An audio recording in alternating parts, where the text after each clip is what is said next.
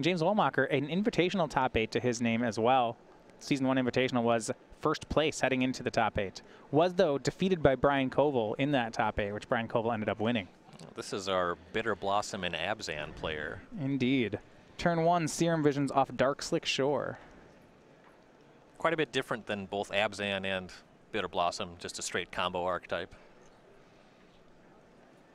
It's a tough meta, I think, to be playing. And interestingly, I was asked if it was a tough meta to be playing Abzan in. I'm more into Lightning Bolt than I am Path to Exile right now. Against those control decks we were seeing, you know, against your Grixis, Abzan's fine. But Thoughtseize from James. 2 copies of Thoughtseize in the main. That's a rare inclusion.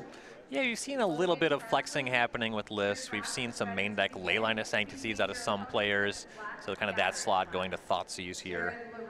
There's not a lot of wiggle room with this deck.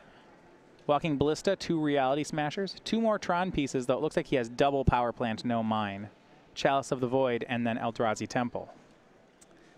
Depending on the hand, you might see a different pick, but Chalice of the Void's pretty easy out of this deck against this hand. Reality Smasher comes online a little bit too slow.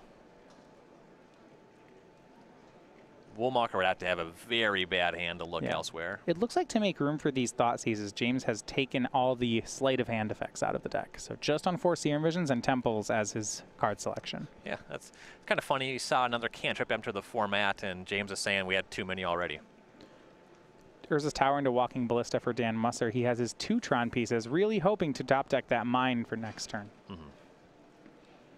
Start casting some Smashers. And I guess on his side, it's not immediately clear yet what James done. I should correct myself here. It said that there was no copies of Sleight of Hand. That is incorrect. He actually does have those as he casts one this turn. Yeah, so there's nothing fancy in the list. There are 2 copies of Spoils of the Vault, but previously we've seen some like mystical teachings and some weird stuff. Right. Yeah, actually 2 Spoils is lower than what you sometimes see in the stock lists. 3 being the number that players will go toward. But you're right, and there's no copies of Leyline of Sanctity in the main. And I think that's a nod to there being less Death Shadow. Yep. Dan does not have the turn 3 Tron, but he did pick up Thought Knot Seer, so it means that Eldrazi Temple in his hand will cast it on turn 3. And we see James's hand. Looks like he has Angel's Grace, Phyrexian Unlife, Ad Nauseam, Gemstone Mine, and Simian Spirit Guide. So if this Thought Knot Seer had not happened, James was 1 untapped land away from winning next turn. Or one Simian Spirit Guide. Yeah, he has the stuff he needs. He's a little shy on the mana. Yeah, I mean, the straightforward play is for Dan just to take the Ad Nauseam. The combo here is Ad Nauseam plus Angel's Grace or Ad Nauseam plus Phyrexian Unlife. You can also combine Spoils of the Vault with either of the white cards. So it's an A plus B combo. It's basically a white card plus a black card. It's a bit harder for Musser to win through Unlife than it is for him to win through Angel's Grace. Right. So it's a good argument to go for that one as well. Yeah. I think what he'll choose to do is just to take care, like I said, it's a black, take care of the half of the combo. Now James has to find the black half of the combo again. With redundant pieces on that side, you can't really disrupt that. Yeah. Right. The card filtering in Ad Nauseam is good, but not great. A lot of it is, it's Serum Vision, Sleight of Hand, and Temples, and that's about it. Yeah. You can't be off of mana and cantrip your way out of that problem because you have to spend mana on all your cantrips. Phyrexian Unlife is the play for James. So this card, a bit of a weirdo. You don't lose the game for having less than 0 life, or 0 or less. And once you get to 0, then all damage is dealt to you as though it had Infect. Reality Smasher the play for Dan, and he will smash in for 10. James drops to 7. It gives him another attack. If all this damage from Dan happens at once, it'll send James to a negative number, and then he'll have to take 10 more. For that reason, you'll frequently see the Ad Nauseam player leverage an Angel's Grace even when you control on life just to stay above 0 for a turn. Yeah, it buys you another fog effect. And now that the Unlife's in play, as long as it doesn't leave play, James doesn't really need the Angel's Grace in his hand. And the Ballista even complicates those lines, because Dan can just use that, throw some mana at the Ballista, bring James to lower than 1 outside a combo, force an Angel's Grace. You can do that on either player's turn as well, so it's a little bit messy.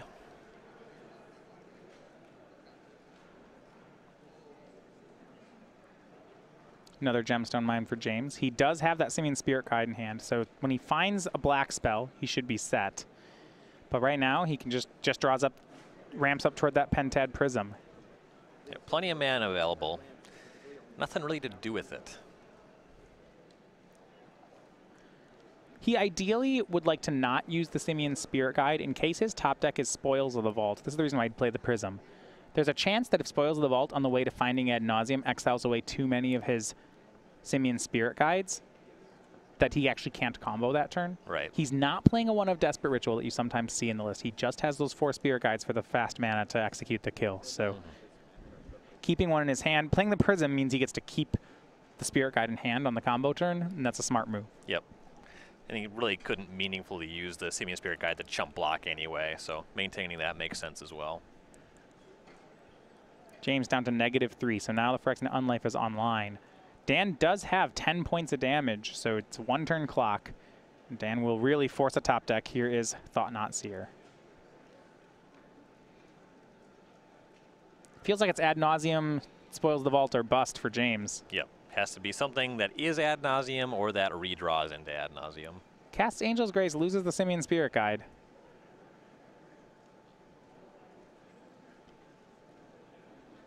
And James, 1 draw step here. Can he do it? He does not. Game 1 goes to Dan Musser. And despite having his Chalice Thoughtseed right away, he had enough time to convert Thought-Knot Seer, and that was the whole game. Yeah, 2 Thought-Knot Seers is strong for Dan. The Thoughtseeds out of James's deck, it's a nod to faster combo decks, which there are. Ad Nauseam wins on turn 4. It's actually sometimes okay that it's a slower combo deck because it has cards like Angel's Grace. I'm not sure then about the Thoughtseize in the deck just because against these other more fair decks, you see there, it didn't matter all that much. Yeah. If you're playing against a counterspell deck, you can hit a counterspell, that's something. Yeah. Hitting Chalice is not nothing, but yeah, it was pretty low impact. And that does matter. Ad Nauseam struggles to beat decks that are full of counterspells. That said, though, we'll look at the sideboard on James Wohlmacher's side. He has 4 Leyline of the Void, 2 Wall of Shards, 2 Collective Brutality, an Echoing Truth, a Disenchant, a Slaughter Pact, a Dreadship Brief, a Dragonlord Dromoka, a Hurkyl's Recall, and a Swan Song. So there's a few things you can look at. Theoretically, you can go for Leyline of the Void to turn off Thought-Knot Seer, and that's fine. I'm pretty interested in Echoing Truth because you can bounce Chalice of the Void if that gets in your way. Also, sometimes bouncing Thought-Knot Seer, give yourself some redraws, buy some time, that can matter. You might even see Disenchant come in just as a way to deal with Chalice of the Void as well. And then we go over to Musser's side. We have 3 Relic of Progenitus, 2 Warping Whale, 2 Blight Herder, 2 Grafdigger's Cage, 2 Ratchet Bomb, 2 Spatial Contortion, and 2 Sorceress Spyglass. There's not a ton that matters here. It's pretty slow. You can try to Ratchet Bomb down Phyrexian Unlife, but that's just not really much of interaction. Yeah, I'm not a huge fan on that one. All of the cards from James, you know, Warping Whale can counter sorceries, but there really aren't sorceries in the Ad Nauseam deck. Yeah, Warping Whale against Serum Vision is not exactly a win. It's not great. Relic of Progenitus, James' deck doesn't use the graveyard very much. I'm not sure we're going to see any sideboarding out of Dan Musser. No, light, if any, realistically. Yeah, from either player. Yeah, the main deck has a couple Dismember, a couple All Is Dust. So he mentioned James Wohlmacher had that invitational top 8 at the Season 1 Invitational. Did lose the match to Brian Koval, who ended up being the champion. You see Brian here as, in addition to being the Invitational champion, got his art on a custom token. He chose the 1/1 Monastery Mentor Monk token here with Prowess, an Eternal Aficionado, and he has his art with, you see a lot of these vintage throwbacks on the card. Yep. You can get that all of Season 2. We give it away to all Open participants, all Classic participants here at one of our SCG Open weekends. Also, if you can't make it out to one of our events, you can get them from our store. They ship with all orders from StarCityGames.com of at least $5. I like that it is a token created by a white creature, but still goes for Mock Sapphire as a necklace. Correctly acknowledging that Sapphire is the best Mox. You don't want to trigger it with white cards. what card would you even cast? So Sorceress Spyglass, this is out of Ixalan. Dan had chosen to put them in his sideboard. Do you think this is something we'll see more of in Modern? It's reasonable being able to see your hand again in a matchup where you have multiple things that you want to shut off with Pithing Needle. That can make some sense. for reference here, this is the 2-mana artifact. As it enters the battlefield, you look at your opponent's hand, and then you choose a card name. Activated abilities of that card can't be used unless they're mana abilities. Hits a number of things in Modern. Planeswalkers, fetch lands. No, probably not that Fetch one. lands is mean. You certainly want to crack them in response. Yeah. I'll tell you that much. Ether Vial's a nice one to hit. Is there a specific deck that you think he has them in his sideboard for?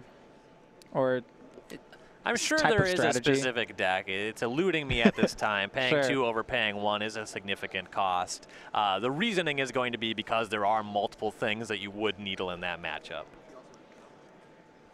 Ah, here's one. Pithing Needle and Chalice of the Void. Don't play ball. okay, so you could Chalice for 1 and then Sorcerer Spyglass That on tracks. 2.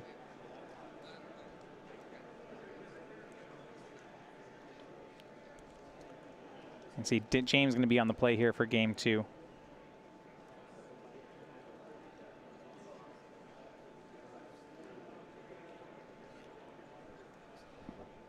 Looks like James keeping Temple and a Scry.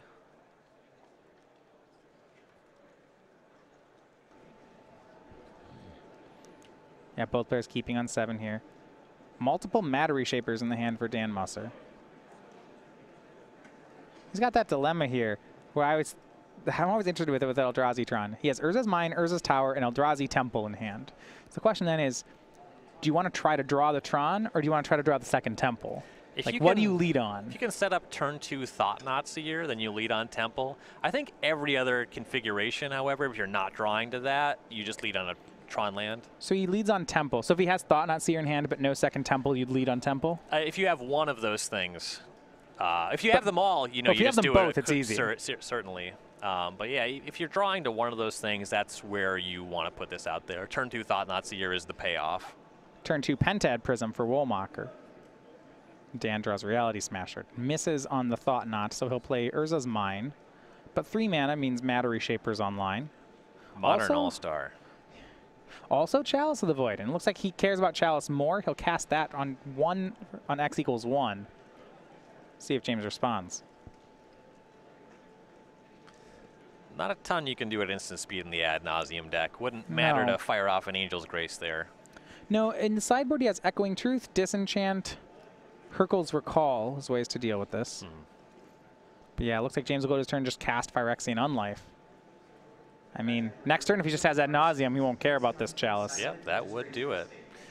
Not likely that Musser can cast a Chalice on 5. Thought Knot Seer, the play for Dan. That's a big one, though. Yeah, that one is nice.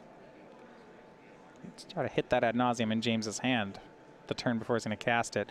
Spoils the Vault, Angel's Grace, Pact, Negation. So, hey, that Chalice for 1's doing work here. Indeed. The only castable card here is Pact and Negation. Yeah, James could have, in theory, pacted this, spend all his Pentad Prism to pay, but then what? Where does that leave him exactly? Right. You slow down Musser, you know, you don't have the 4/4 anymore. Yeah, Dan takes the Pact because nothing else in James's hand is castable right now. Yep. His hand without a top deck was light on comboing next turn if the Chalice weren't there, but he could do it over 2 turns. Well, he could do it in 1 turn if you see Laboratory Maniac here for James. It was possible if he had dropped, if the Chalice wasn't in play, he could play a 6th land, spoils Right, into he needed Ad Nauseam. 6th land is what I said. Oh, yeah. You would need the 6th. Go back to Dan. Now, Laboratory Maniac here actually has an, if James can get rid of the Chalice, he has a very interesting combo line. Name a modern legal card that's not in his deck, exile his deck, and then go to draw a card. Here's Matter Shaper from Dan. So my question, having played Ad Nauseam, I've done this. Question is, what card do you name? It's a real style choice. I haven't come up with an answer that I'm really into. There's a lot of default answers, but I think that there's, if I had some time, I'd give you a good one. A lot of people say Lose Hope, things of that nature. I name Primeval Titan. The person's like, you're not playing that, are you? It's like, no. But good question. Might just name the best card in my opponent's deck. And now Reality Smasher is going to try to close this game for Dan. It swings in with the other two Eldrazi. That's a swing of 12. James draws Serum Visions. He needs something like Hurkyl's Recall. Yep. But all these 1-mana cards, Angel's Grace, he's going to cast Serum Visions. Dan says no. Wisely remembers to trigger his Chalice of the Void. His whole hand costs 1 mana. It's Sleight of Hand, Angel's Grace, Spoils of the Vault. This is the best Chalice I've seen in a while. It's just This is kind of how every Chalice that I play against works. Man, I need to play more Chalices against you. Chalice is really good. This is... And your opponent plays it on 1, and then James draws 1-mana cards for the rest of the game. It's nice. I mean, Modern as a format, it pressures you a lot towards playing 1 and 2 mana stuff. Yeah, and this really is a strength of Eldrazi-tron. 4 copies of Chalice of the Void in the main deck. It allows you to win games like this. Yep. And here's a swing for lethal. And with a whole hand of uncastables, James takes damage. He's now gone into the negative. And full Tron assembled from Dan and Ulamog. Lethal trigger. Get that unlife out of there. Yeah, targeting the unlife. If you remove the unlife, then that -10 next to James's name is it's going to become quite the problem. Stops being the kind of thing that we would even put on the screen in the first place. And Dan Musser is going to win that one 2-0. A convincing win there for Eldrazi-tron. Yep. Chalice of the Void, Thought-Knot Seer, excellent cards.